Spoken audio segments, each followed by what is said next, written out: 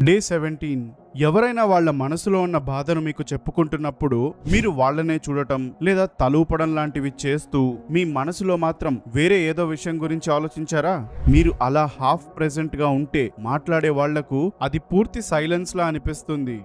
కృష్ణుడు బృందావనం విడిచి వెళ్ళాక గోపికలు ఆయన దూరం అయ్యాడని చాలా బాధపడ్డారు. ఆయన తన స్నేహితుడైన ఉద్ధవుడితో ఒక సందేశం పంపాడు. కాని ఉద్ధవుడు ఒక్క మాటైనా చదివే ముందు వాళ్ల మధ్యలో కూర్చున్నాడు. ఆ గోపికలు కృష్ణుణ్ణి ఒక తుమ్మెదతో పోలుస్తూ బాధ కలిసిన పాటను పాడారు. దాన్నే భ్రమరగీత అంటారు. అయితే ఉద్ధవుడు వాళ్లను సరిదిద్దలేదు, ఉపన్యాసం ఇవ్వలేదు, తొందరపడలేదు. కేవలం వాళ్ళ బాధేంటో పూర్తిగా విన్నాడు. ఆ నిశ్శబ్దంలో గోపికల నిరాశ భక్తిగా మారింది. తమ బాధ వినడానికి ఎవరో ఒకరు వచ్చారంటూ గోపికలు ప్రశాంతతను పొందారు. ఉద్ధవుడు పుస్తకాలు నేర్పలేని భక్తిని ఇక్కడ పొందాడు. ఫోకస్ చెయ్యకుండా వినడం అనే పని ఆ ఇద్దరి మనుషుల మధ్య రిలేషన్ ని చెడగొడుతుంది.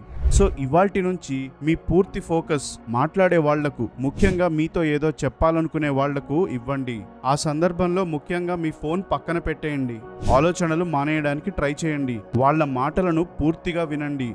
జవాబిచ్చే ముందు ఒక్క క్షణం ఆగండి. ఇలాంటి నిశ్శబ్దంలోనే ఒక రిలేషన్షిప్ బలపడుతుందని మీరు గమనిస్తారు. ఇలా మీరు చేయగలననుకుంటే ఫుల్ ఫోకస్ అని కమెంట్ చేయండి.